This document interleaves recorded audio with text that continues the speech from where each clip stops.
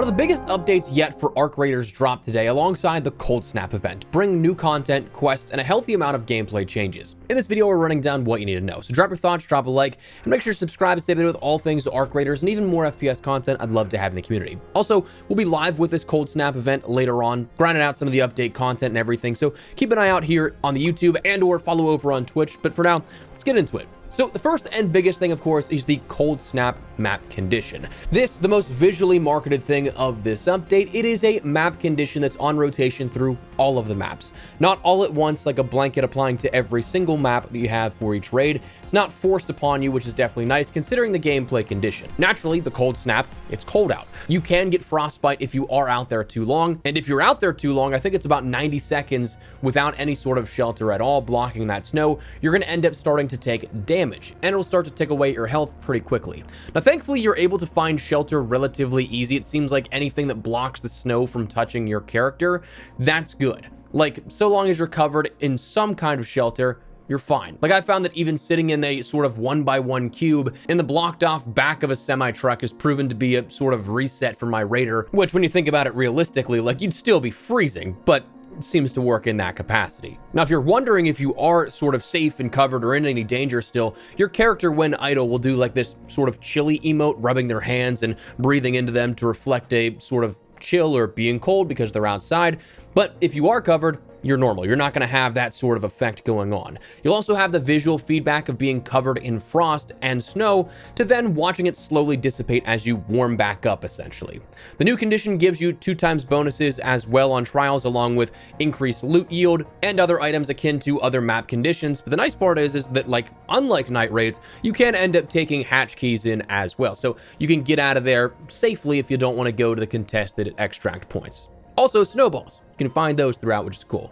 Beyond that, we had the Flickering Flames event, which does sort of go across the game, not necessarily just this individual map condition, but it's a new merit-based event like the last one that we saw, leading to the launch of Stella Montis. This one lasting 27 days, so taking us until the 13th of January, so plenty of time to take part in this one, whether you have a lot of free time to kill or not so much with the holidays upcoming, but it's a merit-based track of rewards that you gain merits for just simply playing the game at its core. Every 100 XP you get 1 merit, so 1,000 XP is 10 merits, 10,000 XP is 100 merits, and so on and so forth. So you can gain a decent bit every single raid depending on what you're doing. But you can also progress it further with a dedicated event project. Now, this is found where you'd sort of see the Expedition project, but this grants you various rewards alongside having multiple redemption items for 1,000 merits at a time.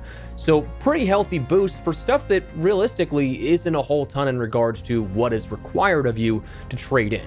Now, yes, technically this could be stuff that you could contribute to your overall stash value for the expedition itself, but with the expedition overlaps here being something that the expedition window opens up in the next 12-ish hours, I believe, to then departing on the 22nd. Of course, that's still like 3 weeks that you have to end up doing this event if you want to save everything specifically for your stash and your value overall there. So you can come back to it with no problem. But it is another inventory sort of staged event where you can end up trading things for various different rewards. On screen, we'll have cycled through everything that you can see for each of those tiers, but entirely optional, also not super hard to do, so you might be able to complete this relatively quickly. In addition to that, we also saw new quests. There will be 3 available to accept as soon as you log in for the first time here, though as of recording this, not entirely sure how many total there are, but a couple here right up front for sure. Depending on how many there are, we'll end up either having a full-length guide talking about how to complete these in a video, or potentially just shorts, since they'll be relatively easier if it's lower in quantity. You also had a few new items. You have a new Raider deck coming in 10 days on the 26th. The expedition window opens up tomorrow, so content-wise, not a half-bad update here that we have, that I wouldn't say this is like a major scale update, something that introduces an entirely new map as well on top of things, but honestly, still a very fun and healthy update in terms of quantity. But gameplay changes, we also saw a lot adjusted here with this one, where some of those key changes include things coming down to your skills and skill tree. Specifically, there is a skill tree reset functionality that was introduced here.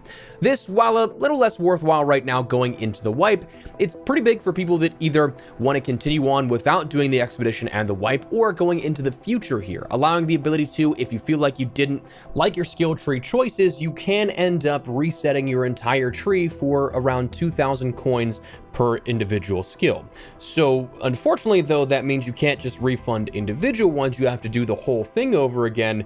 So be conscious of that, but you can end up making your way through the same zigs and zags as you did through your skill tree beforehand, but having to do that again, making different choices along the way, if you'd like to do that. We also saw some skills actually adjusted where the effortless roll now provides greater stamina cost reduction, making it more worthwhile, and the calming stroll skill applies while moving in ADS. Also a nice benefit there, giving a bit more sort of baseline coverage compared to what it did beforehand. We also saw that there is a Cred soft cap that is now displayed. I believe this was always a thing here with a soft cap, but you now visibly see that, it being that you can bank 800 Cred at a time. This of course being things that previously has only gone to your Raider deck. So if you do have leftover Cred, you can immediately jump into using upwards of 800 Cred for the upcoming Raider deck on the 26th. However, there's also more to this system in place in-game as well, where Cred also has more uses, where Shawnee now sells more items and all for Cred this time rather than coins. So the two things, I think there were binoculars and hatch keys beforehand. Those are available for coins, but now they're available for Cred on top of a bunch of other things here. There's some kind of worthwhile stuff depending on your Cred earn rate individually, but again, depending on how quickly you end up min-maxing some of those challenges with the feats and getting Cred out of it, it may or may not be worth it for some of those items. Customization items, we saw new festive items introduced throughout the worlds. Raider tools now have customization available. There's new shop items. There's a new crossover skin actually in the finals, which all you have to do to earn this is just play 3 games of the finals with your Embark account linked between the 2 games, making sure they're signed up for the same account here underneath that sort of Embark ID umbrella. But a free little bonus that you can get out of that. Stella Montis as a whole saw a couple of changes here with this, where the spawn distance checks are now increased to just players spawning too close to each other. That was definitely nice to hear, because you could quite literally spawn like a doorway away from somebody where you'd be right on top of them, or they'd be right on top of you, depending if they were looking back at that spawn or not. Could ruin a raid as soon as you jump in. The Aphelion blueprint was also moved from the Matriarch to a standard Stella Montis spawn. So you'll be able to find that right now in Stella Montis, and it seems like, don't tell anybody guys, but it seems like Stella Montis blueprint rates are kind of absurdly over adjusted at the moment, like in a good way. Like you'll get a ton of blueprints if you go in and just loot stuff. But of course that happens right before a wipe, naturally, so like cool there. Weapon tuning, we saw a couple of things for the Bettina and the Rattler. The Bettina saw its durability burn rate being reduced from 0.43% to 0.17% per shot. So in practice, that's going to then take the 12 full magazines you could dump before you burned it down to 0 and takes it now to 26. Over doubling the durability that it had from simple use. Not only that, but the base magazine size has been increased from 20 to 22, and the reload time was reduced from 5 seconds to 4.5 seconds. So this, they said as a developer note, they wanted it to be more competent in PvP without tipping the scales too much, because of course it is a heavy ammo weapon, meaning it does deal more damage, but they said data shows this weapon's still the highest performing against PvE at its rarity. So they wanted to try and balance those scales a little bit here with it, make it a bit more useful for all engagements rather than just against arc enemies. The Rattler, we saw the base magazine size being increased from 10 to 12, which is not a lot, but is definitely something that has a lot of weight behind that change. That I can definitely get behind it, because the default loadout kits with a Rattler, and sometimes depending on the map, like the Pharaoh, Stella, I don't like that either. I'm basically like, well, if I see someone, I'm probably dying, because the Kettle and the Stitcher, both at their base levels, are way better for most engagements comparatively when stacked up against the Rattler. So having those 2 extra bullets gives you a bit more of a fighting chance, so I'm happy with that. Arc tuning, we saw the Shredder actually get buffed. As crazy as that sounds, the Shredder is even more dangerous now roaming across Stella, so just be careful. But it reduced the amount of knockback applied by weapons and increased the movement speed and turning responsiveness. So like, this thing is going to chase after you now, and it's going to be terrifying probably. They increased the health of the Shredder's head to prevent the cases where it could be knocked off and lead to unintended behavior. They improved the navigation to reduce getting stuck on corners, narrow spaces, or short obstacles. So no longer can you run it into a sort of trap to make sure you're either safe or keep it in one static location as you kill it. They increased the speed at which the Shredder enters combat when taking damage and when in close proximity to players, so it's going to aggro when closer to players as well. They also increased the number of parts on the Shredder that can be individually destroyed. avoid though, which does hinder it a little bit, but truth be told, I don't think it's going to be enough. As for some miscellaneous changes here, they increased the loot value in epic keycard rooms to better reflect the rarity. I'm looking directly at you, Archives and Stellamontis. But in all seriousness, this is definitely great to hear because there were plenty of epic loot locations that when you go in and you're like, wow, I kind of feel like I lost value here.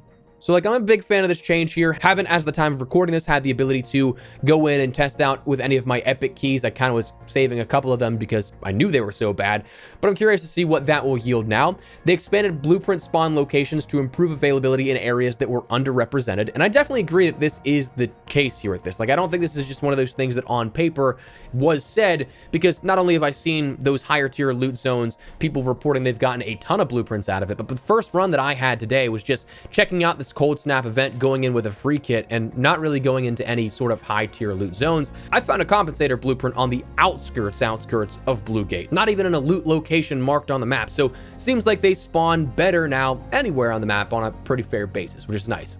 Keys will no longer be removed from your safe pocket when using the unload backpack feature. They fixed the rubber ducks not being able to be placed in the trinket slot as an augment. Previously, they were only available as throwables because you could throw them. And then trials will have, they do not since the season resets in around 12-ish hours from publication, but will have triple promotion slots for rank upwards of Daredevil 1 to incentivize those higher competitive jumps as well.